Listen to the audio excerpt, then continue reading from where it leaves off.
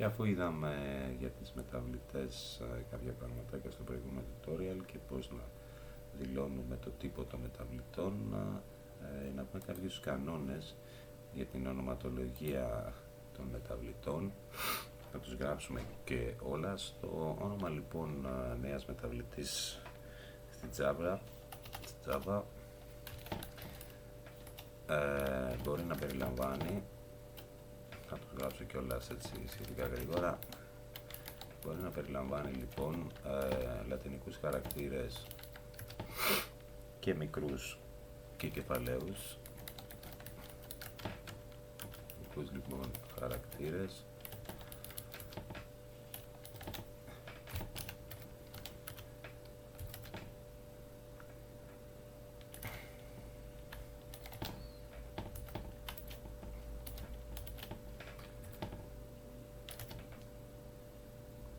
αριθμούς το 0 μέχρι το 9,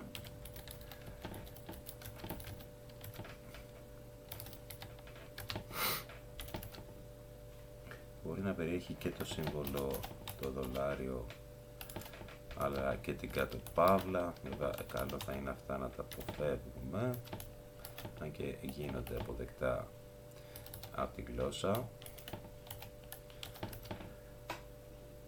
Τώρα, το όνομα μιας μεταβλητής, θα τα δούμε στη συνέχεια, δεν μπορεί να είναι κάποιο από τα, όπως θα δούμε, κάποια από τις δεσμευμένες.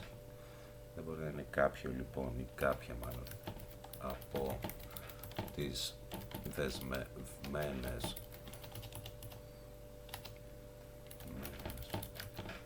λέξεις της Java, τις οποίες θα τις δούμε λίγο πιο κάτω ποιες είναι αυτές. Σαν τρίτο κανόνα μπορούμε να πούμε δεν θα πρέπει να ξεκινάει με αριθμό.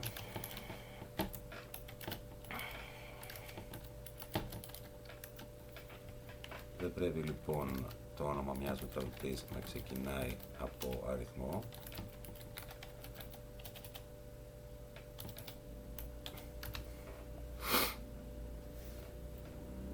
Και καλό είναι, όπως είπαμε και στον πρώτο κανόνα, καλό είναι λοιπόν να ξεκινάει το όνομα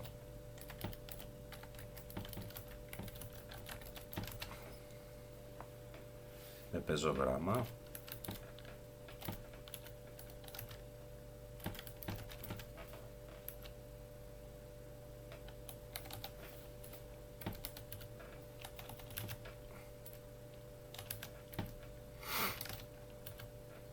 Έτσι, από το α μέχρι το z, και να έχει κάποιο νόημα, έτσι.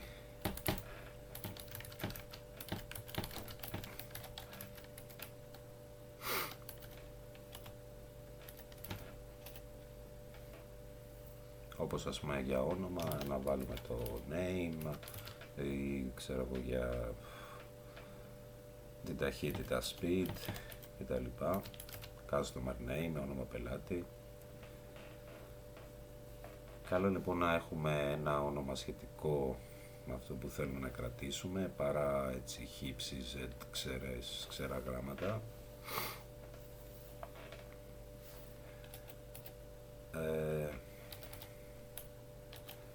Επίσης καλό θα ήταν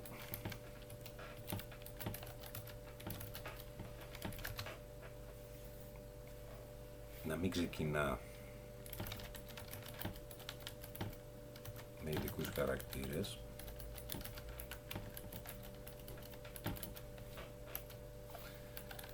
Όπως ξέρω εγώ το δολάριο ή κάτω παύλα, underscore. Παρότι γίνονται βέβαια αποδεκτές, θα το γράψουμε αυτό, παρότι και τέτοιες ονομασίες γίνονται αποδεκτές, αλλά καλό είναι να το αποφύγουμε.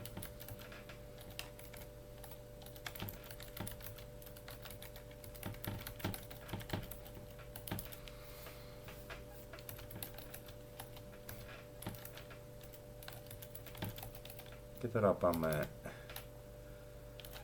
σε κάτι πολύ σημαντικό, δεν πρέπει να περιέχουν κενά.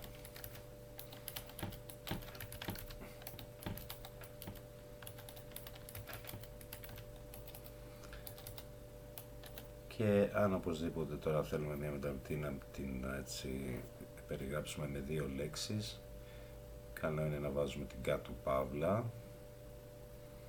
ή αν αποτελείται λοιπόν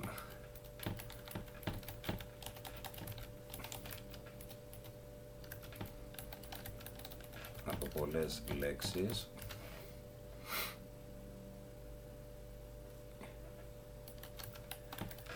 η πρώτη λέξη να ξεκινάει με μικρό,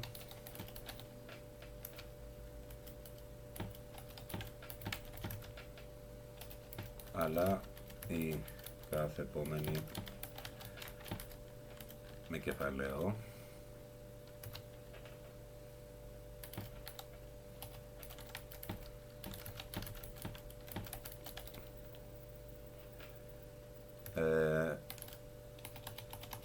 Παραδείγματος χάρη, ας πούμε θέλουμε το first name και το last name, πρώτο όνομα και επίθετο. First name, έτσι το F με μικρό,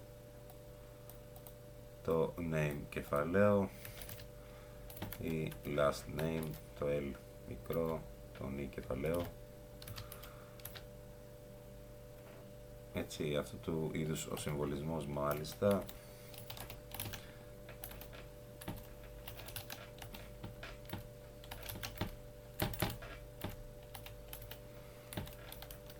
είναι πολύ συνηθισμένος και μπορούμε να τον ακολουθήσουμε. Αυτού του είδους τώρα ο συμβολισμός έτσι ονομάζεται camel case.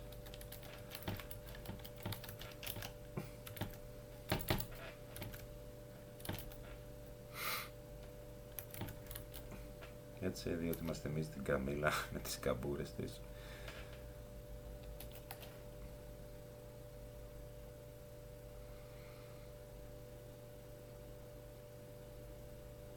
Και σαν τελευταίο κανόνα εδώ της ονοματολογίας των μεταβλητών, να πούμε ότι καλό θα ήταν να αποφεύγουμε εκείνους τους χαρακτήρες που χρησιμοποιούνται για τις πράξεις, πρόσθεση, αφαίρεση, πολλαπλασιασμό, διαίρεση, τις στα 100.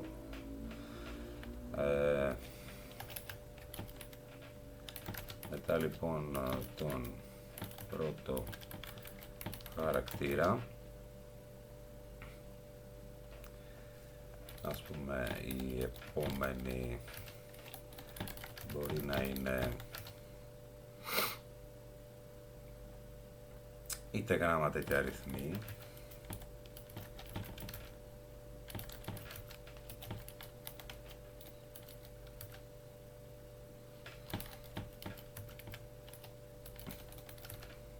Είτε άλλοι χαρακτήρες.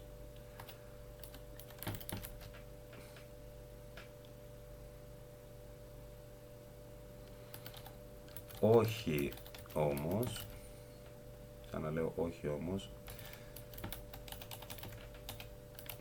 κάποιοι από τους οποίους χρησιμοποιούνται στις πράξεις, έτσι.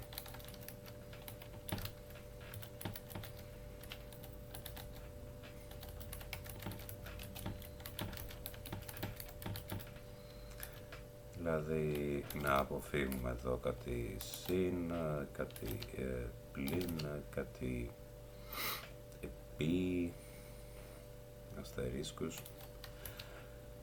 διά, στα 100.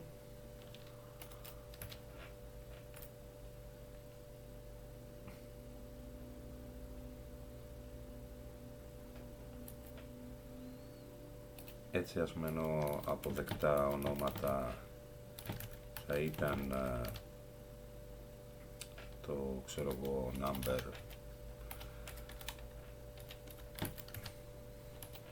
κολλητά είπαμε, έτσι, ξέρω εγώ, 125, ή θα ήταν και το number κάτω παύλα 125, δεν θα ήταν αποδεκτό, άρα όχι αποδεκτό. Όχι αποδεκτά όμως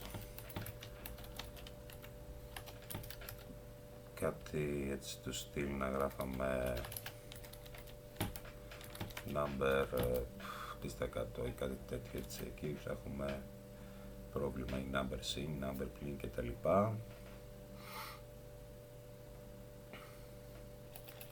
Αυτά πάνω κάτω με τους κανόνες ονοματολογίας των μεταβλητών. Και στο σημείο αυτό εδώ που είπαμε δεν μπορεί να είναι κάποια από τις δεσμευμένες λέξεις στη Java, αυτές θα τις δούμε στο επόμενο tutorial, ποιες είναι αυτές, τις οποίες θα πρέπει και να τις αποφύγουμε. Και επίσης να πούμε εδώ και κάτι πολύ σημαντικό, ότι η Java κάνει διάκριση μεταξύ πεζών και κεφαλαίων γραμμάτων. Έτσι, δηλαδή άλλο πράγμα το μεταβλητή myAge, αυτή εδώ η μεταβλητή, άλλο πράγμα το myAge, να το ξεκινούσαμε κεφαλαίο και το άλλο με κεφαλαίο, άλλο πράγμα και το myAge, όλα κεφαλαία. Βέβαια τα δύο τελευταία δεν συνίσταται και να χρησιμοποιούνται ως ονόματα μεταβλητών. Συνήθως ξεκινάμε, είπαμε, με μικρό και κεφαλαίο.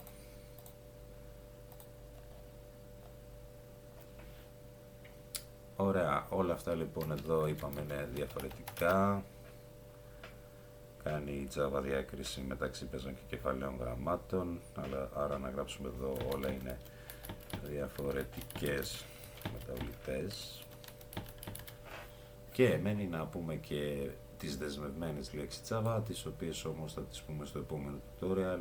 Μέχρι τότε να είστε όλοι καλά. Γεια σας.